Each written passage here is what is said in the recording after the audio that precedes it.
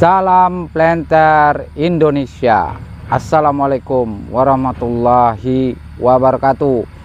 Kembali lagi bersama Yopi Perkebunan Mandor.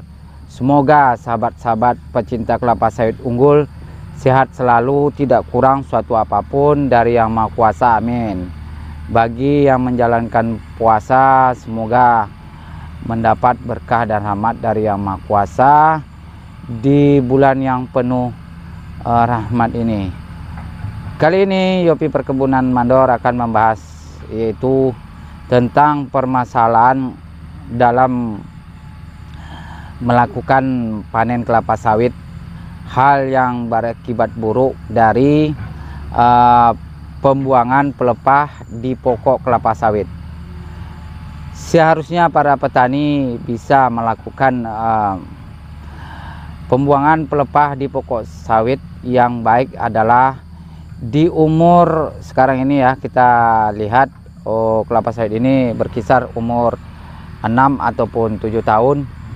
Seharusnya yang direkomendasikan adalah jumlah pelepah pada kelapa sawit yaitu 56 pelepah, yang mana diharuskan songgol 3 ataupun pelepah 3 di bawah buah kelapa sawit sebagai pemopang ya dari buah ya. Ini contoh, saya lihat ini kelapa sawitnya adalah kelapa sawit unggul, tetapi dengan melakukan proses pembuangan pelepah di pokok yang salah, sekarang buahnya banyak, tetapi besok akan bisa berakibat buruk. Karena contoh di sini dilakukan adalah menjadi satu songgo. Dalam umur sawit seperti ini tidak direkomendasikan songgonya satu. Apalagi kalau sempat ini dibuang, pelepah hanya tinggal buah.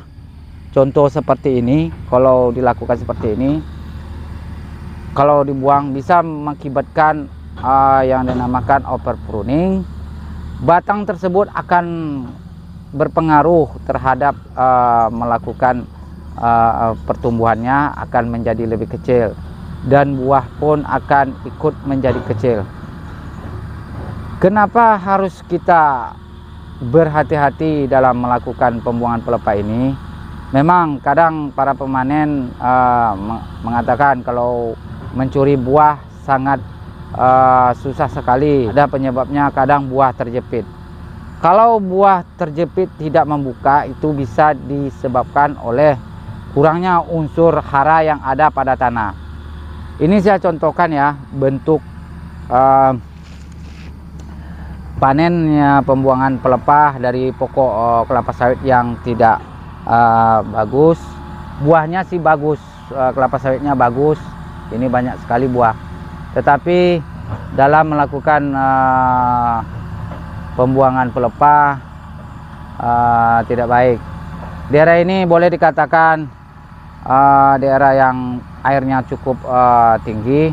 Dengan menanam kelapa sawit juga mempengaruhi, bisa mengakibatkan seperti ini, tumbang. Ini juga faktor ketika pertama menanam kelapa sawit, kita harus mengetahui areal itu kering ataukah gambut ataukah rawa. Yang ini kategori bisa dikatakan rawa, tetapi penanamannya tidak rekomendasi, sehingga bisa menyebabkan kelapa sawit ini jadinya mau tumbang dan bisa juga mengakibatkan tumbang. Ini faktor juga yang salah dalam penanaman kelapa sawit. Baik, kita lihat yang ini. Ini juga contohnya cara pembuangan pelepah tidak rapi, ataupun dikatakan ini sangat jelek sekali. Padahal kelapa sawitnya buahnya bagus. Ini buahnya keren, dan juga ini bisa dikatakan cara pembuangan pelepah dari pemanen tidak direkomendasikan. Ini tidak baik sekali. Anda bisa lihat ini buah ya. Dari bentuk seperti ini bukanlah suatu hal yang bagus untuk dilaksanakan. Kerapian dari memanen itu tidak baik seperti ini. Nah, ini contoh juga bisa dilihat ya, ini buahnya lumayan. Nah, seperti inilah yang dikatakan Songgo 3. 1, 2, ini 2, ini 3, ini buah. Ini sangat baik sekali. Dan ini adalah 4 ya, ini harus dibuang 1. Di sini bisa kita lihat, ini 1. Berarti di sini bisa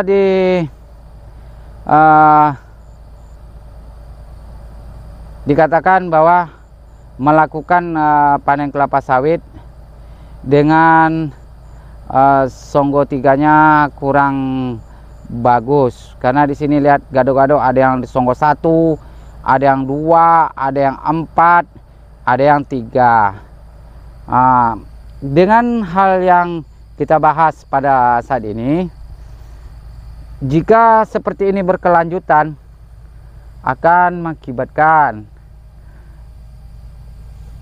batang kelapa sawit ini akan berpengaruh, karena kita tahu daun ini merupakan tempat pemasakan unsur hara yang ada di tanah, diserap oleh akar, kemudian diopor ke daun, dilakukan pemasakan dengan fotosintesis melalui penyinaran matahari. Apabila tidak sempurna, maka akan mempengaruhi kerugian, yaitu unsur hara pada pelepah kelapa sawit akan terbuang dengan sia-sia.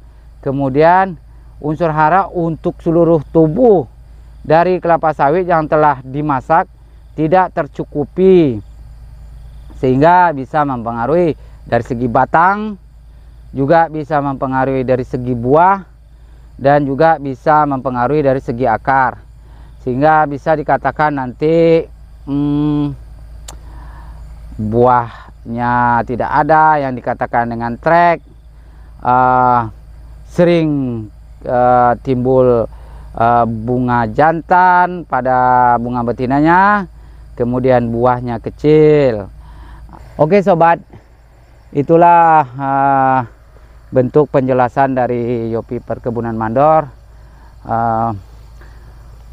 Bagi para petani yang mempunyai kebun kelapa sawitnya, utamakanlah untuk melakukan pembuangan pelepah yang baik dan benar, yang mana berguna untuk kebun kita sendiri.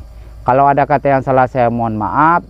Saya sudahi. Assalamualaikum warahmatullahi wabarakatuh.